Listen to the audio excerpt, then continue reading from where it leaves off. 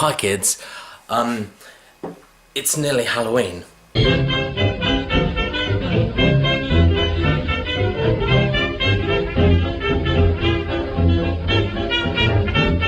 Hi, I just want to take a quick moment to welcome my new subscribers.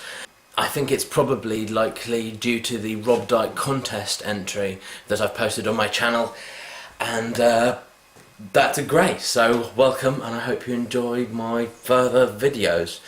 As it's nearly Halloween, I thought I would give you guys a recommendation list of horror movies for you to watch on the day. I'm giving it slightly early to give you some time to get hold of some of these movies, because some of them might be a little bit obscure. Hopefully they're ones that you haven't seen, and that's the purpose of this list. I've decided to break up this list by cutting it into 6 categories or subgenres of horror. These are comedy horror, house in the woods, hauntings, surreal horror, children's horror, and historical horror. So without further ado, I'll start the list.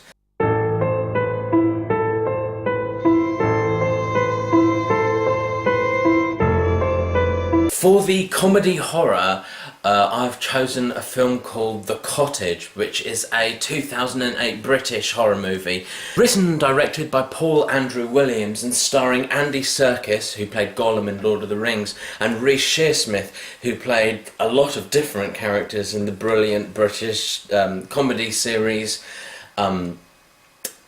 League of Gentlemen. This film follows the story of 2 brothers who decide to kidnap their gangster boss's daughter in order to extort money out of him. They take her from London and hold themselves up in the titular cottage, and sort of violence and horror ensue. It's unsurprising that Andy Serkis and Reece Shearsmith, 2 of the best British actors out there at the moment, have incredible performances. Both completely believable and hysterically funny. But what is more surprising is the brilliant performance by Jennifer Ellison as the kidnapped daughter.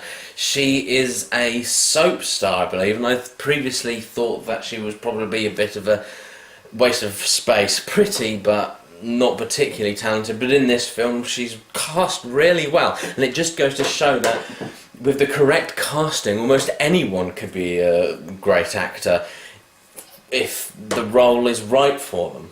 Honourable mentions in this category would go to another British comedy horror film called Severance that was made in 2006. This film is very funny. The reason it didn't get the #1 slot in this category is because it stars Danny Dyer, and I know that he's a person who's quite controversial. For me, I don't despise Danny Dyer. Similar to Jennifer Ellison in the last recommendation, if he's cast in the correct role, I think he can be fine. But for me, the performance which defines this film is from brilliant actor, comedian, writer, and magician Andy Nyman. British people who are watching this will perhaps know him best, or know of him best, as the guy who helps Derren Brown construct his magic tricks. So he's very smart and also very funny.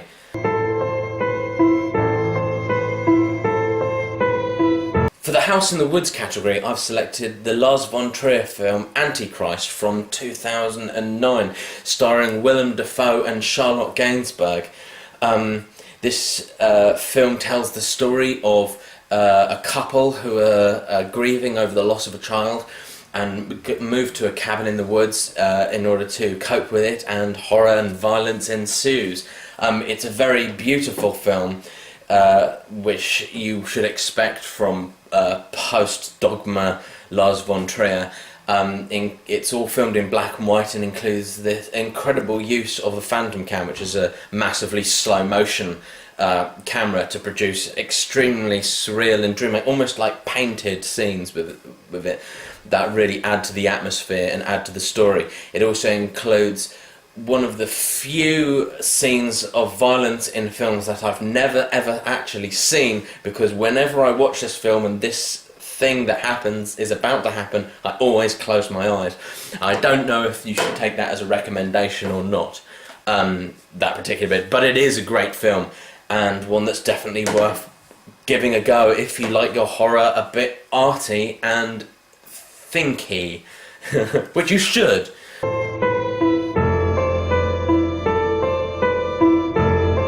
So for the haunting category, I've recommended A Tale of Two Sisters, a 2003 Korean film from director Kim Ji-woon, who also directed a great film called The Good, the Bad and the Weird. What this film is about is sort of difficult to say. It starts with two sisters moving back into a family home after being separated from the family for reasons that I won't go into now. I think it's fair to say that most of the characters in the film are suffering from one form of mental disorder or other, and various haunting, surreal things happen. They make excellent use of William Morris wallpaper and design. For those of you who don't know, William Morris was a designer. In fact, the house that William Morris used to live in is very close to the house where I am currently filming this. As it's a Korean film, it has a lot of the elements of like the kind of Asian horror shtick, you know, the people with the hair in front of their face and so on, but it also has these incredible vivid colours that Korean films generally seem to have. This film is also genuinely frightening and creepy. It's the sort of film that after you finish watching it and you're lying in bed that night, you start to feel a little bit unnerved. It stays with you in that way. So if you want something genuinely frightening and beautiful as well, then I advise you should check this film out.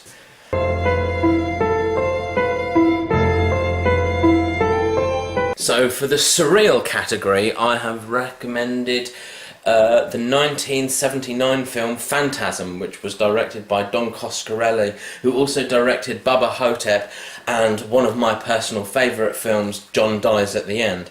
Phantasm tells the story of a young boy whose parents have just died, and his method of coming to terms with it is also extremely dreamlike, related to dreams, and it also has elements of sci-fi in it.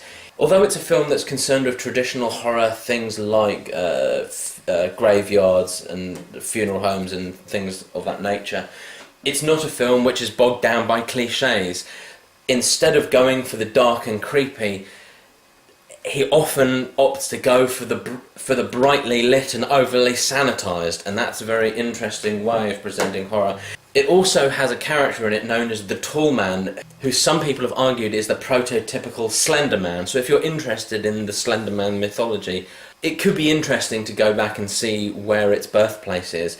In my opinion, this is one of the best movies from the 80s sort of Hellraiser era horror, and it's a film that, if you are okay with watching something a little bit old, perhaps grainier, and with lower production values than you're sort of used to, this film is definitely one that I'd recommend. It has several sequels of varying quality. I'd probably recommend only watching the first two movies if you're going to go on. But the first film is one you should definitely watch if you want something a little bit more classic on your Halloween movie viewing. As an honourable mention, I'd also like to mention the film Greedy Guts, which is by one of my favourite directors, Jan Svankmajer.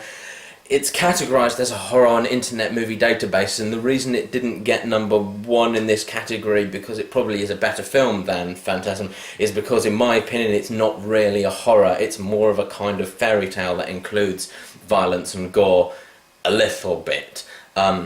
I have a special place in my heart for this movie because I actually attended the first screening of this movie. Unfortunately, when I saw it, it was all in Czech with no subtitles, because he is a Czech director and it's a film set in Prague. So I had very little idea what was going on in detail. But if you are going to watch it, I definitely advise you get a subtitled version because it is in foreign.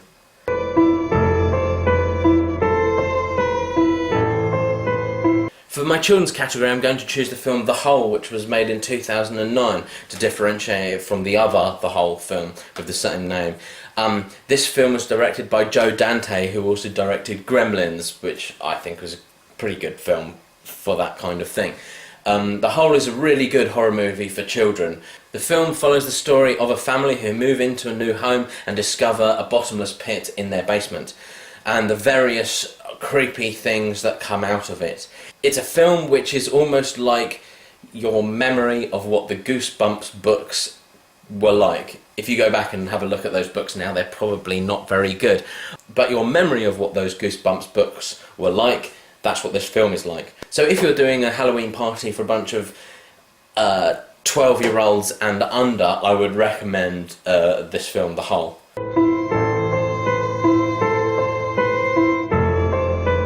The last category is historical, and for that I will recommend the film Ravenous, which was made in 1999, written by Ted Griffin, bizarrely, who also wrote Ocean's 11. The soundtrack on this movie is amazing, and that was by Damon Albarn, who is from Blur and also Gorillaz, the sort of hip-hop cartoon group. This follows the story of some settlers in America, and is also concerned with the myth of the Wendigo, which is a Native American legend about somebody who drinks or human blood or eats human flesh and begins to crave it, but also it allows them to live longer than they normally should. It's sort of like the Native American vampire myth, but it's sort of got a bit more cannibalism in it as well. This film also stars Robert Carlyle, who you may remember as Begbie from Trainspotting. He's very capable at playing the psychotic type characters. The story of this film, I think, comes from a real life story of a character in American history called Alfred Packard, who I think was a famous cannibal. I don't know how precisely this film is based on his life, but I probably imagine very loosely.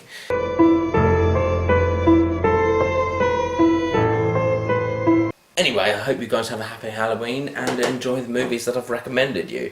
If you guys have any movies that you think I would like, I'd really like you to comment and tell me what they are, because I feel like I've seen bloody everything. Okay, happy Halloween, bye.